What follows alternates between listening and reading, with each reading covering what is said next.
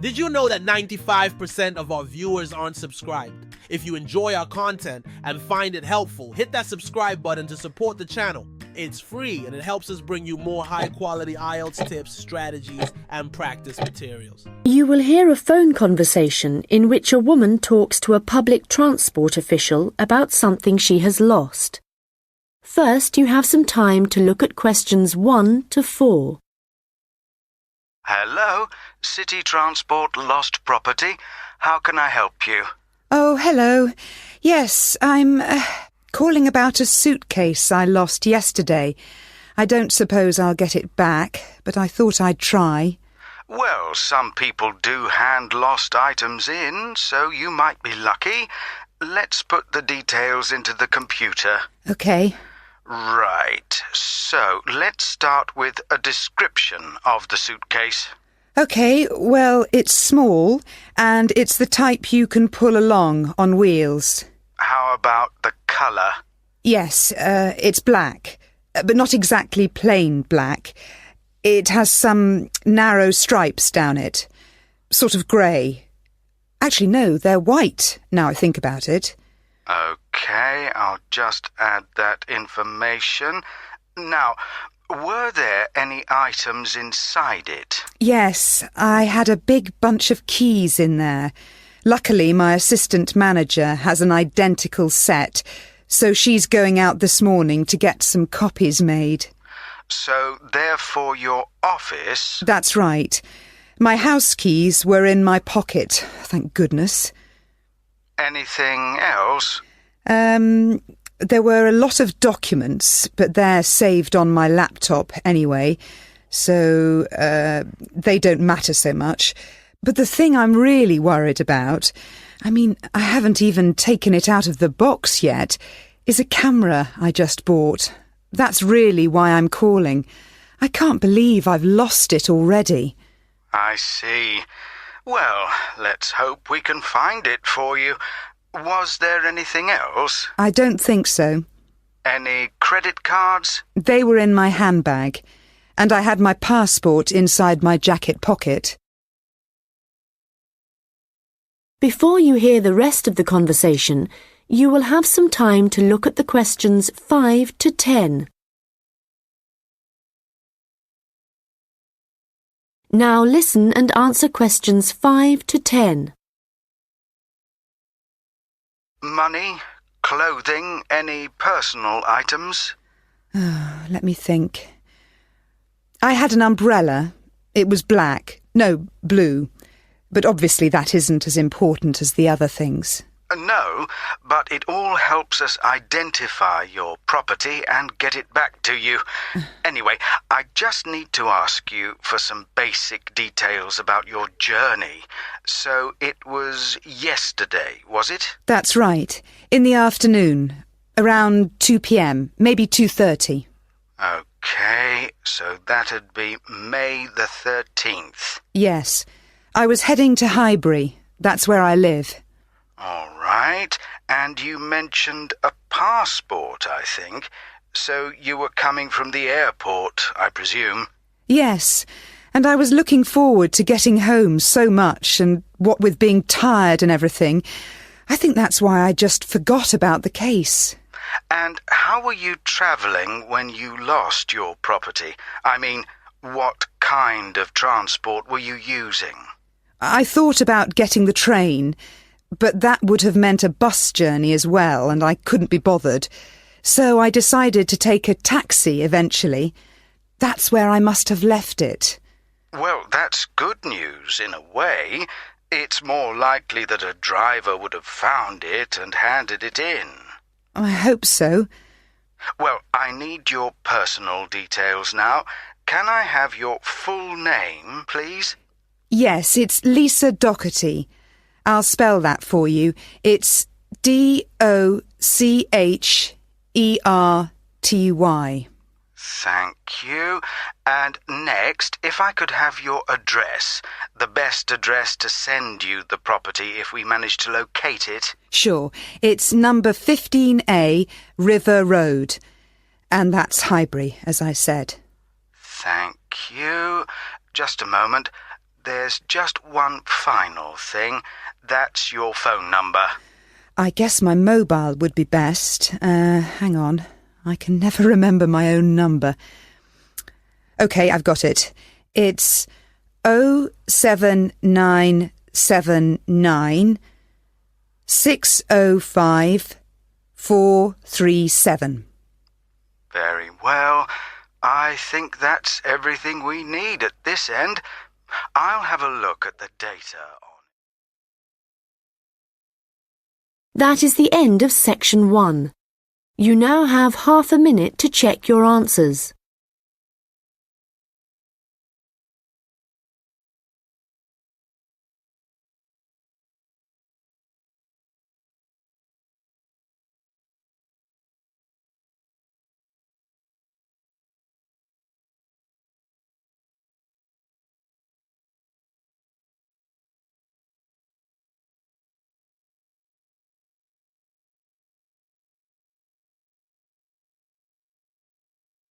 Now turn to section 2. You will hear a tourist information officer explaining local walks to visitors. First, you have some time to look at questions 11 to 15.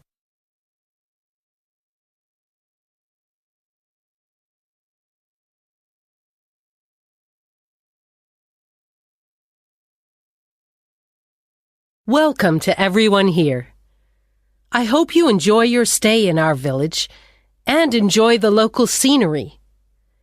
I'll tell you a bit about the forest and mountain tracks in a minute, but first, I'll just give you an idea of where everything is in the village. So, we're here in the Tourist Information Center, and when you come out of the center, you're on Willow Lane, just opposite the pond. If you want to get to the supermarket for your supplies of food and water, go right. That's the quickest way, and then turn right at the top of Willow Lane. And it's the second building you come to, opposite the old railway station. If you're planning on doing some serious climbing and you need some equipment, we do have an excellent climbing supplies store just 5 minutes walk away. Turn left once you're outside the Tourist Information Center. Take Willow Lane all the way up to Pine Street. You want to go left along here. Then keep walking and go up Mountain Road on your right until you come to the next turning on the left. Head down there and you'll come to the climbing supplies store. If you get to the small building that sells ski passes, you'll know you've gone too far. You also need to head to Pine Street for the museum. It's small, but well worth a visit if you're interested in the history of the village and the old gold mining industry. So, when you reach Pine Street from here, you'll see the old railway line on the other side of the road. Turn left into Pine Street and keep going until you come to Mountain Road. And just past here, the museum will be on your left, just behind the railway line. Don't worry about crossing over the tracks. The train stopped running through here in 1985. If you're planning on following one of the easier forest walks, you might like to hire a bicycle. To get to the hire shop, again, you need to head to Pine Street. On the left-hand side of Pine Street, you'll see the town hall. Go down the little road that you come to just before it, and you'll find the bike hire shop just behind the hall. They have a good range of bikes, so I'm sure you'll find something that suits your needs. Last but not least, if you're hungry after a long day's trek, I can recommend our local cafe. Again, when you leave the Tourist Information Center, turn right and follow Willow Lane until it joins Pine Street. And right opposite, on the far side of the railway tracks, is the cafe. Before you hear the rest of the conversation, you will have some time to look at the questions 16 to 20.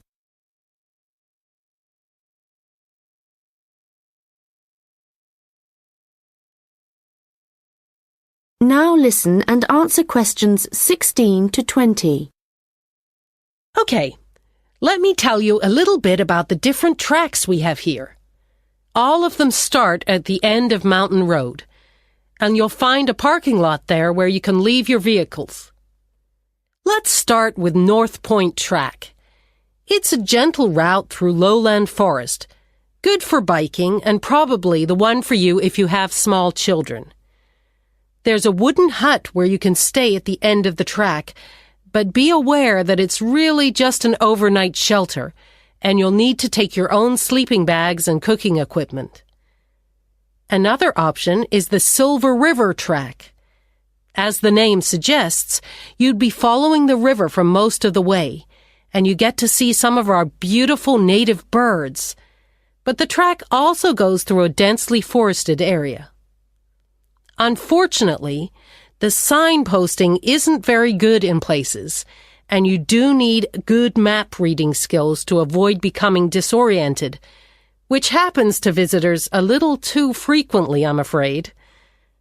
Valley Crossing will take you through some stunning scenery, but there are several points along the way where you'll need the level of fitness required to get over some pretty big rocks.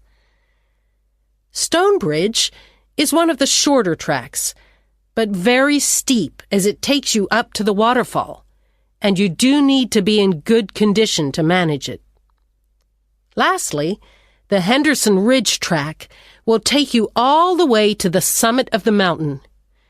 Do bear in mind, though, that at this time of year the weather is very changeable, and if the cloud suddenly descends, it's all too easy to wander off the track.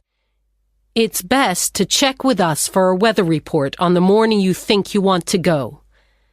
On the way to the summit, there's a hotel which provides comfortable rooms and quality meals, so it's worth climbing all that. That is the end of section 2. You now have half a minute to check your answers.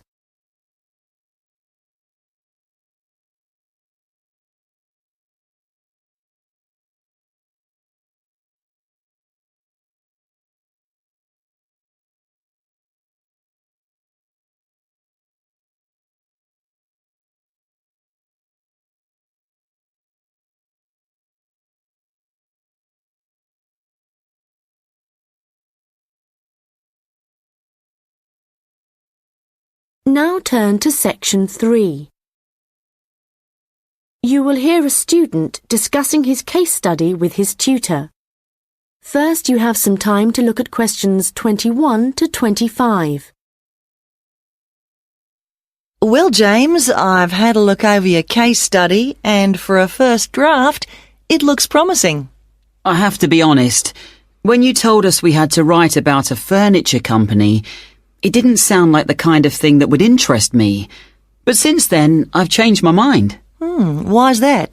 Well, as you know, Furniture Rossi is an Australian company, still comparatively small compared to some of the high street stores, but it's got plans to expand into foreign markets. So I chose it for that reason.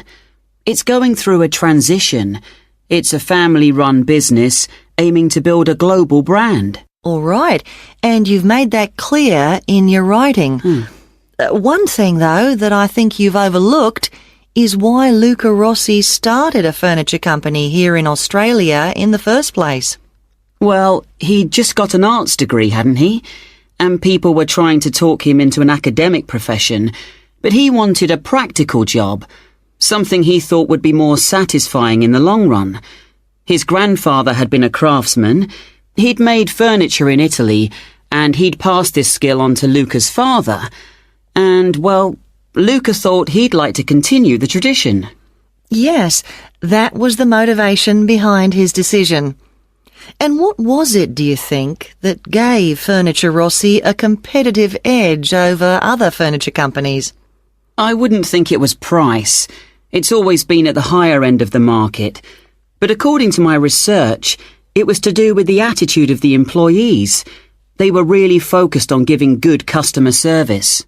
Yes, Luca Rossi insisted on that. Their promotional campaigns also emphasised the fact that the wood only came from Australian forests. But that was the case with their rivals too, so it wouldn't have made them stand out. OK, we'll have a careful look at the content of your case study in a minute, but I just want to make a general comment first before you start writing your second draft. OK. Yes, what I'd like to see more of is your opinion. A bit more critical thinking rather than the bare facts. But it's good to see you've been careful with your referencing this time. Thanks. And I read and reread my work, so I'm pretty sure there aren't any errors with the language. Yes, it's fine. Oh, but there's one other thing I could probably mention at this point. Yes? Well, at the end of term, you'll also be giving a presentation, also on Furniture Rossi. Yes. I haven't given it much thought yet. Understandably, but while you're writing the case study, I'd recommend you think about what kind of information would be suitable to use in your presentation. Remember, the last time you gave a presentation on a company, you spent a considerable part of the time providing the audience with financial data. But they probably needed to hear more about company strategy. Yes. I did concentrate rather too much on the figures. I'll make sure there's a balance this time. Good. Now listen and answer questions 26 to 30. OK, so let's just think about the content of your case study, the history of Furniture Rossi. I see here in paragraph 4, you're talking about how Luca Rossi raised the capital for his new business venture. And then you're talking about the customer base growing much wider. But what was it that prompted this growth? Well, that was to do with the quality of the furniture products that the company was selling. People loved that it was all handmade and would last. And because demand from customers kept growing? Well, then Rossi needed to take on more craftsmen so they could make sure the orders were ready on time. And then he also had to set up 2 new warehouses to make distribution quicker. Yes, and from there, the company really grew. But think what happened next.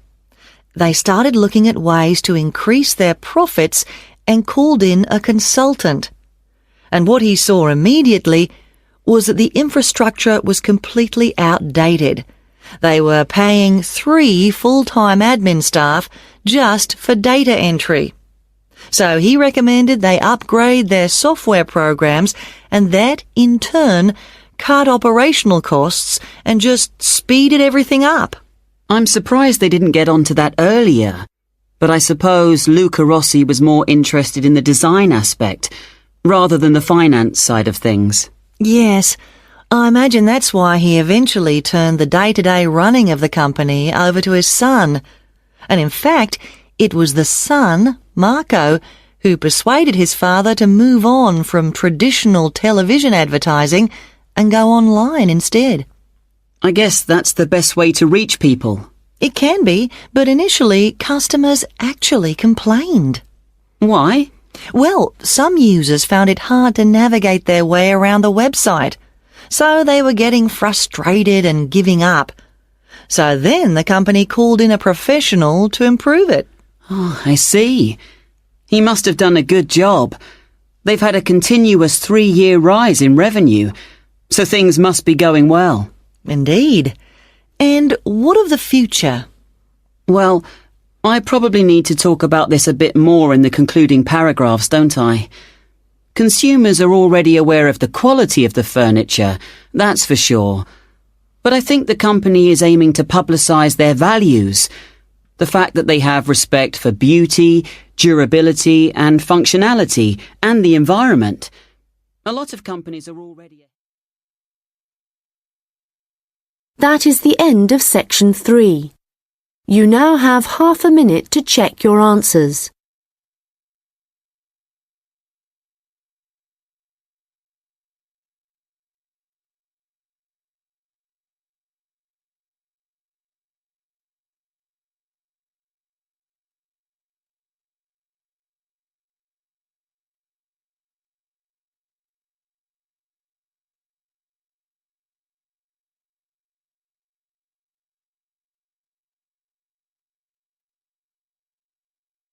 now turn to section 4.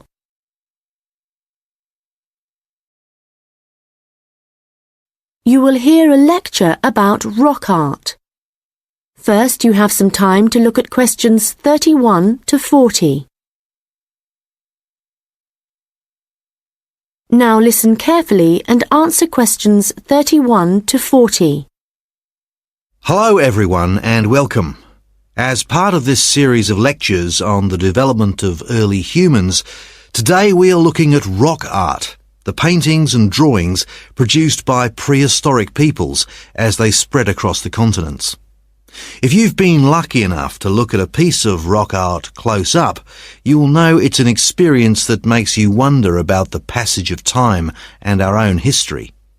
But rock art also has a practical value for researchers, and let's start by considering why that is.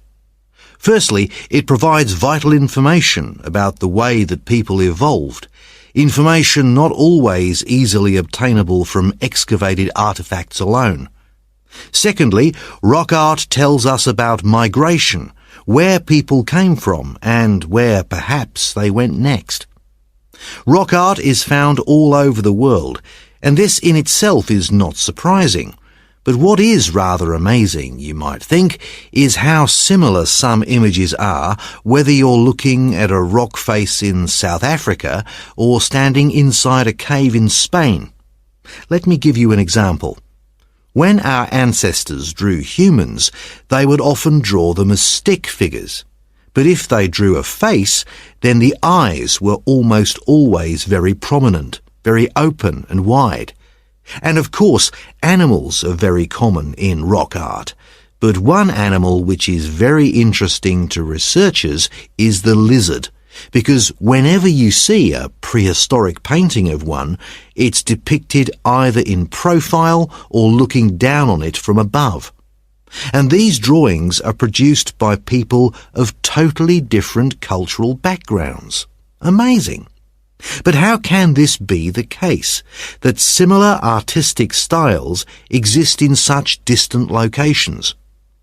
In the past, archaeologists believed that trade must have brought people together, and that it gave them the opportunity to observe each other's culture, including art styles. But this didn't prove to be the case. Recently, researchers have come up with a new theory. They believe that the brains of our ancestors evolved to notice certain images before others, and this was important, actually essential, because in an environment full of constant danger, it was necessary for survival. So the need to quickly recognize things that could be helpful or harmful could have had a great influence on rock art and explain why some images are more common across cultures than others. Later on, there would have been other reasons why communities produced art, certainly for spiritual and social purposes, and no doubt for political ones too, as different tribes looked for allies and struggled against their enemies. Well, as I said before, you can find rock art all over the world, but I'd like to focus now on the rock art of the Aboriginal people of Australia. The images that survive in this part of the world span at least 20,000 years. In fact, the Aborigines were still practicing this art form in the late 18th century when the Europeans began to arrive, and certain images point to the contact between them. For example, the Aborigines began to draw ships which they would have seen along the coast. It's hard for us to imagine what they must have thought when these first began to appear. Another image that is evidence of European arrival is that of horses, an animal that would have been very alien to the Australian landscape. It isn't actually known how many sites there are across Australia where rock art can be found, but unfortunately we do know that much of the art is being lost to us. Erosion, of course, is one of the key reasons for its destruction, but human activity is also increasingly responsible. Since the 1960s, industry alone has destroyed around an estimated 10,000 pieces of art. At this rate, in 50 years, half of all Australian rock art could have disappeared for good. Vandalism is sadly another factor, and although most people, I believe, would wish to preserve this art, I'm afraid that tourism is another reason why the art is disappearing. In some cases, the art is damaged when people